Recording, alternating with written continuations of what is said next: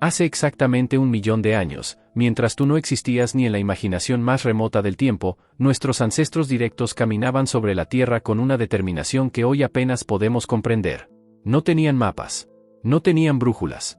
No tenían la certeza de que al otro lado del horizonte habría agua, comida o refugio. Y sin embargo, caminaron. Caminaron hasta conquistar casi todo el planeta conocido. Esta es la historia olvidada de nuestros orígenes, la narrativa perdida de la migración humana más antigua, el relato de cómo un pequeño grupo de primates bípedos se convirtió en la especie más exitosa que jamás haya pisado este planeta. En el corazón de África Oriental, donde hoy se extiende el majestuoso Valle del Rift, hace aproximadamente 2 millones de años comenzó a gestarse una revolución silenciosa. Las placas tectónicas africanas, en su incesante danza geológica, empezaron a separarse lentamente, creando un paisaje completamente diferente a todo lo que había existido antes. Montañas de más de 4.000 metros de altura surgieron como gigantes de piedra, valles profundos se abrieron como heridas en la corteza terrestre, y un sistema de lagos extraordinario comenzó a formarse en medio de esta transformación apocalíptica. Pero lo más fascinante de todo esto no fueron los cambios geológicos en sí mismos, sino lo que estos cambios provocaron en los seres que habitaban esa región. El Valle del Rift no solo fragmentó el paisaje, también fragmentó los ecosistemas, separó poblaciones, creó nichos ecológicos completamente nuevos y, en el proceso, se convirtió en el laboratorio natural más grande de la evolución humana. Los científicos han descubierto algo extraordinario al estudiar los sedimentos de esta región. Entre hace 2.600.000 años y hace 1 millón de años, el clima de África Oriental experimentó oscilaciones climáticas tan extremas que resultan difíciles de imaginar. No estamos hablando de simples cambios de temperatura. Estamos hablando de ciclos completos de transformación ambiental que ocurrían cada 20.000 años aproximadamente. En un momento dado, el Valle del Rift se llenaba de lagos profundos, algunos con más de cientos de metros de profundidad, rodeados de una vegetación exuberante que atraía a miles de especies animales. Elefantes, rinocerontes, hipopótamos, antílopes y depredadores gigantes poblaban estas tierras fértiles. Pero entonces, casi de la noche a la mañana en términos geológicos, todo cambiaba. Los lagos se secaban completamente, la vegetación desaparecía, y en su lugar surgían dunas de arena y paisajes desérticos donde la supervivencia se convertía en un desafío extremo. Estos ciclos brutales de abundancia y escasez no solo ocurrían una o dos veces. Se repetían una y otra vez, forzando a todas las especies que habitaban la región a adaptarse o desaparecer para siempre. Y es precisamente en medio de estos ciclos implacables donde encontramos las primeras evidencias del Homo erectus, la especie que cambiaría el curso de la historia humana para siempre. Los fósiles más antiguos y completos de esta especie provienen de África Oriental y Asia Occidental, datados entre 1.900.000 y 1.500.000 años atrás. El llamado Niño de Turkana, un esqueleto casi completo descubierto en Kenia y datado en aproximadamente 1.600.000 años, nos muestra algo revolucionario. Por primera vez en la historia evolutiva, aparece un homínido con proporciones corporales similares a las nuestras. Piernas relativamente largas, brazos más cortos en proporción al torso, una postura completamente erguida y, lo más importante, un cerebro considerablemente más grande que el de sus predecesores. El cerebro del Homo erectus alcanzaba aproximadamente 900 centímetros cúbicos, un 80% más grande que el de sus ancestros más inmediatos. Este salto cognitivo no fue un accidente. Fue una respuesta directa a las condiciones ambientales extremadamente variables del Valle del Rift. Cuando tu hábitat cambia radicalmente cada 20.000 años, cuando los lagos que te proporcionaban agua y alimento desaparecen sin previo aviso, cuando la vegetación que sostenía a tus presas se evapora literalmente bajo el sol implacable, solo aquellos individuos con mayor capacidad cognitiva, con mayor flexibilidad mental, con mayor habilidad para innovar y adaptarse logran sobrevivir. Y aquí es donde la historia se vuelve verdaderamente emocionante. Porque el Homo erectus no solo sobrevivió a estas condiciones extremas, prosperó. Y más importante aún, comenzó a moverse. Hace aproximadamente 1.800.000 años, grupos de Homo erectus iniciaron lo que los paleontólogos llaman la primera gran migración fuera de África. No fue un éxodo masivo. No fue una marcha organizada hacia nuevas tierras. Fue un proceso gradual, probablemente impulsado por el crecimiento poblacional y la necesidad de encontrar nuevos recursos. Los rastros de esta migración épica se extienden desde el corredor levantino en el Medio Oriente hasta las montañas del Cáucaso, desde las estepas de Asia Central hasta las selvas tropicales del sudeste asiático. En Dmanisi, Georgia, un sitio arqueológico ubicado en las montañas caucásicas, se han encontrado algunos de los fósiles humanos más antiguos fuera de África, datados en aproximadamente 1.800.000 años. Estos fósiles nos cuentan una historia fascinante. Los individuos de Dmanisi eran más primitivos en algunos aspectos que los Homo erectus africanos posteriores, con cerebros ligeramente más pequeños y características morfológicas que recuerdan tanto al Homo habilis como al Homo erectus más desarrollado. Esto sugiere algo profundo. Las migraciones humanas no fueron eventos únicos y lineales. Fueron procesos complejos, con múltiples olas de dispersión, con grupos que avanzaban, se establecían, evolucionaban de manera independiente y, en algunos casos, probablemente regresaban a África llevando consigo nuevas adaptaciones genéticas y culturales. En China, en el sitio de Sangchen, se han descubierto herramientas de piedra datadas en aproximadamente 2.100.000 años, lo que sugiere que incluso antes de la aparición del Homo erectus clásico, grupos de homínidos primitivos ya estaban explorando territorios fuera de África. Pero, ¿qué impulsó realmente esta expansión? Los científicos han debatido durante décadas sobre las causas de la primera gran migración humana. Algunos argumentaban que fue el desarrollo tecnológico, la invención de herramientas más sofisticadas lo que permitió a los humanos explorar nuevos territorios. Otros sostenían que fueron los cambios climáticos los que forzaron a las poblaciones a moverse en busca de condiciones más favorables. La evidencia más reciente sugiere que la verdad es mucho más compleja y fascinante de lo que imaginábamos. Un estudio revolucionario publicado en la revista Nature reveló algo extraordinario. Analizando los patrones de distribución de mamíferos grandes contemporáneos al Homo erectus, los investigadores descubrieron que nuestros ancestros no eligieron sus rutas de migración de manera aleatoria. Tampoco las planificaron conscientemente. En realidad, siguieron casi pasivamente a las grandes manadas de herbívoros que se desplazaban por el continente en busca de pastizales y agua. En África, la dispersión del Homo erectus estuvo estadísticamente asociada con la presencia de grandes cuerpos de agua dulce, especialmente los lagos del Valle del Rift. Esto tiene un sentido profundo. Los grandes herbívoros como elefantes, rinocerontes y diversas especies de antílopes necesitaban enormes cantidades de agua y vegetación. Seguirlo significaba tener acceso garantizado no solo a fuentes de agua, sino también a presas potenciales y a los mismos recursos vegetales que consumían estos animales. Pero aquí hay algo aún más revelador. A medida que los grupos de Homo erectus se alejaban de África y penetraban en Asia, sus rutas migratorias continuaron siguiendo corredores específicos caracterizados por la presencia de ríos, lagos y humedales. En Israel, en el sitio arqueológico de Ubeidilla, datado en aproximadamente 1.500.000 años, los fósiles y herramientas encontrados revelan que el paisaje de esa época era dramáticamente diferente al desierto árido que vemos hoy. Ubeidilla era entonces un entorno de lago, rodeado de vegetación exuberante y habitado por una fauna diversa que incluía rinocerontes, osos, cerdos y cocodrilos. Los Homo erectus que habitaban esta región no eran simples carroñeros. Eran cazadores activos que habían desarrollado estrategias sofisticadas para cazar animales grandes. Pero quizás el descubrimiento más sorprendente de todos proviene del sitio de Olduvai Gorge en Tanzania, específicamente de un lugar llamado Engaji Nanjori. Los investigadores que trabajaban allí descubrieron evidencia de que hace exactamente 1.000.000 de años, el Homo erectus había logrado algo que desafía nuestra comprensión previa de sus capacidades. Habían aprendido a sobrevivir en condiciones de hiperaridez extrema, en un ambiente que los científicos describen como una zona ecoclimática sáharo-indiana, básicamente un desierto absoluto donde las precipitaciones eran casi inexistentes. ¿Cómo es posible sobrevivir en tales condiciones? La respuesta está en la estrategia. Los Homo erectus de Engaji Nanjori establecieron sus campamentos cerca de las confluencias de ríos y dependían críticamente de pequeños estanques y pozas de agua que persistían incluso durante los periodos más secos. Esta no era una solución temporal. Era una adaptación sistemática que requería un conocimiento profundo del territorio, una planificación sofisticada y, probablemente, una transmisión cultural del conocimiento sobre la ubicación de estas fuentes de agua vital. Este descubrimiento es revolucionario porque demuestra que la capacidad del Homo erectus para adaptarse a ambientes marginales y extremos no fue un accidente evolutivo. Fue una habilidad adquirida deliberadamente que proporcionó la base para la extraordinaria capacidad de dispersión que caracterizó a nuestra especie durante los siguientes millones de años. Si podían sobrevivir en los desiertos más inhóspitos de África, entonces prácticamente cualquier ecosistema del planeta estaba al alcance de su exploración.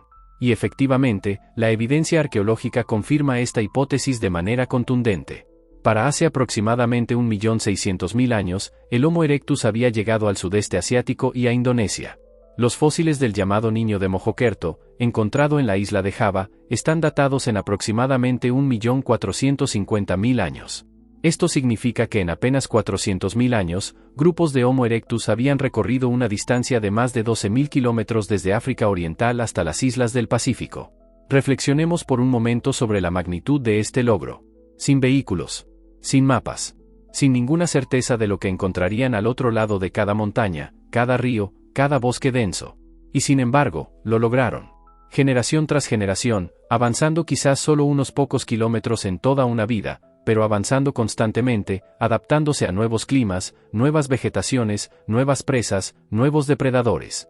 Los análisis isotópicos del esmalte dental de los Homo erectus que vivieron en Java durante el Pleistoceno inferior y medio confirman la diversidad de su dieta. Consumían tanto vegetales tiernos y energéticos durante la temporada de monzones como plantas más duras y menos nutritivas durante la estación seca. Esta flexibilidad dietética era fundamental para su supervivencia en ambientes diversos. A diferencia de especies especializadas que dependían de recursos específicos, el Homo erectus era un generalista extremadamente exitoso. Pero hay otro aspecto fascinante de esta historia que a menudo se pasa por alto. Cuando el Homo erectus salió de África, no lo hizo solo. Llevó consigo una tecnología que revolucionaría la historia humana, el hacha de mano achelense. Estas herramientas, que aparecen por primera vez en el registro arqueológico hace aproximadamente 1.760.000 años, representan un salto cualitativo enorme en la complejidad tecnológica. No eran simples rocas afiladas. Eran instrumentos cuidadosamente diseñados, con una simetría bilateral perfecta, bordes trabajados meticulosamente y un nivel de planificación y ejecución que requería capacidades cognitivas avanzadas. La fabricación de un hacha de mano achelense no es algo que puedas improvisar. Requiere entender las propiedades de diferentes tipos de piedra, visualizar la forma final de la herramienta antes de comenzar a trabajarla, ejecutar secuencias precisas de golpes con el percutor adecuado y tener la paciencia y la habilidad manual para crear algo que sea tanto funcional como estéticamente proporcionado. Y aquí viene algo verdaderamente misterioso. Estas mismas hachas de mano aparecen, con variaciones mínimas, en sitios arqueológicos que se extienden desde Sudáfrica hasta el sur de Europa, desde el Medio Oriente hasta la India. Esta distribución geográfica masiva de una tecnología prácticamente idéntica plantea preguntas profundas. ¿Cómo se transmitía este conocimiento a través de distancias tan enormes? ¿Existían redes de intercambio cultural más sofisticadas de lo que pensábamos? ¿O acaso diferentes poblaciones de Homo erectus, separadas por miles de kilómetros, llegaron independientemente a la misma solución tecnológica óptima? La evidencia más reciente sugiere que probablemente fue una combinación de ambos factores. La forma básica del hacha de mano achelense es tan eficiente para el procesamiento de carne y el trabajo de materiales vegetales que múltiples poblaciones probablemente convergieron hacia diseños similares. Pero al mismo tiempo, las similitudes extremadamente detalladas en algunas técnicas de fabricación sugieren transmisión cultural directa, lo que implica contactos y movimientos poblacionales mucho más extensos de lo que habíamos imaginado. Ahora bien, debemos hacer una pausa para reflexionar sobre algo profundamente importante. Cuando hablamos de estas migraciones antiguas, no estamos hablando de individuos solitarios aventurándose en territorios desconocidos. Estamos hablando de grupos sociales cohesionados, probablemente compuestos por familias extendidas, que viajaban juntos, cazaban juntos, compartían conocimientos y se cuidaban mutuamente. La evidencia de esto proviene de uno de los descubrimientos más conmovedores de la paleontología humana. En Dmanisi, entre los fósiles encontrados, hay uno particularmente revelador. Es el cráneo de un individuo masculino anciano que había perdido casi todos sus dientes mucho antes de morir. Su mandíbula se había deteriorado como resultado de esta pérdida dental, lo que significa que habría sido completamente incapaz de masticar alimentos duros. En condiciones normales, este individuo habría muerto de inanición. Pero sobrevivió. Sobrevivió porque los miembros de su grupo lo cuidaron, probablemente procesando sus alimentos para él, compartiéndolos, asegurándose de que pudiera continuar viviendo a pesar de su incapacidad. Esta evidencia de cuidado intergeneracional, de altruismo dentro del grupo, de cooperación que va más allá de la mera supervivencia individual, nos dice algo profundo sobre la naturaleza del Homo erectus. No eran simples máquinas biológicas programadas para sobrevivir y reproducirse. Eran seres sociales complejos, con vínculos emocionales, con sistemas de valores que incluían el cuidado de los vulnerables, con una capacidad para la empatía que es, en muchos sentidos, la característica más distintiva de nuestra humanidad. Y esta capacidad social probablemente fue tan importante para el éxito migratorio del Homo erectus como su mayor cerebro o su tecnología mejorada. La migración a través de territorios desconocidos es inherentemente peligrosa. Encuentras depredadores que no conoces, plantas venenosas que no puedes identificar, fuentes de agua contaminadas, condiciones climáticas extremas para las que no estás adaptado.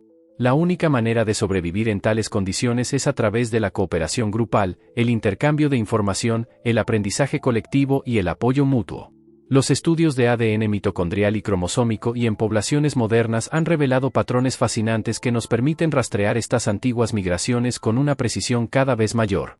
Aunque el Homo erectus no es nuestro ancestro directo en términos de continuidad genética completa, recordemos que el Homo sapiens evolucionó en África hace aproximadamente 300.000 años, las rutas migratorias que estableció el Homo erectus prefiguraron y en muchos casos determinaron las rutas que seguirían las migraciones posteriores del Homo sapiens. Cuando los humanos modernos comenzaron su propia dispersión fuera de África hace aproximadamente 60 a 80.000 años, no estaban explorando territorios completamente vírgenes. Estaban siguiendo caminos que habían sido transitados, al menos parcialmente, por especies humanas anteriores durante más de 1 millón de años. Esta es una de las razones por las que la dispersión del Homo sapiens fue tan rápida en términos geológicos. Los corredores migratorios ya existían. Los ecosistemas a lo largo de estas rutas ya habían sido explorados y explotados por homínidos anteriores. Pero aquí surge una pregunta inquietante.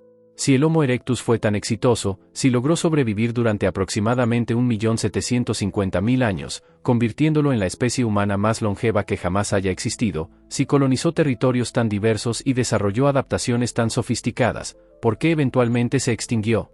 Los últimos fósiles de Homo erectus, encontrados en Java, están datados en aproximadamente 143.000 años.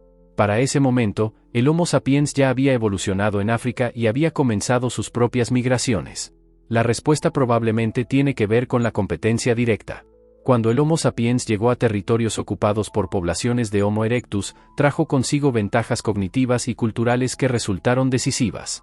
Los humanos modernos tenían cerebros más grandes, con aproximadamente 1.500 centímetros cúbicos de capacidad craneal comparados con los 900 del Homo erectus.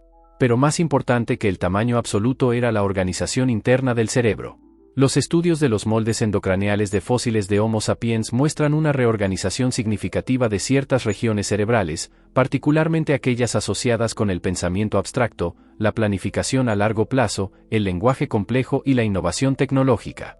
Esta ventaja cognitiva se tradujo en una ventaja cultural devastadora. Los humanos modernos desarrollaron tecnologías mucho más sofisticadas, sistemas de intercambio de larga distancia, arte simbólico, ornamentación personal, prácticas funerarias complejas y, probablemente, sistemas de comunicación lingüística mucho más desarrollados. En este contexto, las poblaciones de Homo erectus simplemente no pudieron competir. No fue necesariamente una confrontación violenta directa, aunque probablemente hubo conflictos. Fue más bien un proceso de desplazamiento gradual, donde los recursos disponibles fueron siendo monopolizados progresivamente por las poblaciones de Homo sapiens más eficientes. Generación tras generación, las poblaciones de Homo erectus se fueron reduciendo, fragmentando, retirándose a territorios cada vez más marginales hasta que, finalmente, desaparecieron por completo. Es una historia que nos debería hacer reflexionar profundamente. El Homo erectus dominó el planeta durante casi 2 millones de años. Sobrevivió a innumerables cambios climáticos, catástrofes ambientales, erupciones volcánicas masivas, glaciaciones y periodos de aridez extrema.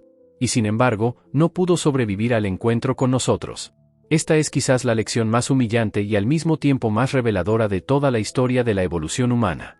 No importa cuán exitosa sea una especie, no importa cuán bien adaptada esté a su entorno, siempre existe la posibilidad de que una innovación, una nueva adaptación, un cambio en las reglas del juego evolutivo lo cambie todo. Y nosotros, el Homo sapiens, somos el resultado de ese cambio. Llevamos en nuestros genes, en nuestras estructuras cognitivas, en nuestras tradiciones culturales, los ecos de aquellas migraciones antiguas.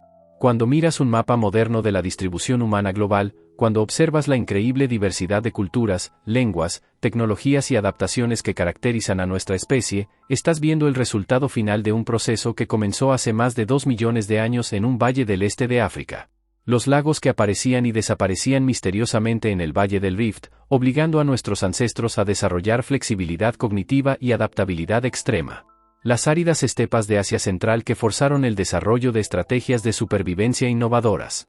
Las densas selvas del sudeste asiático que requirieron nuevas técnicas de caza y recolección. Cada uno de estos ambientes, cada uno de estos desafíos, cada una de estas migraciones dejó su marca en quienes somos hoy. Cuando piensas en el hecho de que un simple cambio en los patrones de precipitación, la aparición o desaparición de un lago, la formación de una cadena montañosa por procesos tectónicos podría determinar si una población entera sobrevivía o se extinguía, comienzas a comprender la fragilidad fundamental de la existencia. Y al mismo tiempo, cuando reflexionas sobre el hecho de que a pesar de todos estos obstáculos, a pesar de todas estas amenazas existenciales, nuestros ancestros no solo sobrevivieron sino que prosperaron, te llenas de un asombro profundo ante la resiliencia extraordinaria de la vida humana. La historia de la migración humana antigua no es solo una colección de fechas, fósiles y sitios arqueológicos. Es la narrativa fundacional de nuestra especie, el relato épico de cómo un pequeño grupo de primates africanos se convirtió en los arquitectos del mundo moderno. Es una historia de valentía involuntaria, de adaptación forzada, de innovación nacida de la necesidad desesperada. Es una historia que nos recuerda que somos, en nuestro núcleo más profundo, una especie migratoria, una especie de exploradores, una especie que siempre ha mirado hacia el horizonte y se ha preguntado qué hay más allá. Y quizás lo más importante de todo, es una historia que nos recuerda nuestra interconexión fundamental. Todos los seres humanos vivos hoy, sin importar dónde vivamos, qué idioma hablemos, qué tradiciones culturales practiquemos, compartimos ancestros comunes que caminaron por el Valle del Rift hace millones de años. La diversidad que vemos hoy es el resultado de decenas de miles de generaciones de adaptación a entornos locales diferentes. Pero debajo de esa diversidad superficial, en lo más profundo de nuestra estructura genética, seguimos siendo fundamentalmente una familia única, descendientes de aquellos primeros exploradores que se atrevieron a preguntarse qué había al otro lado de la montaña.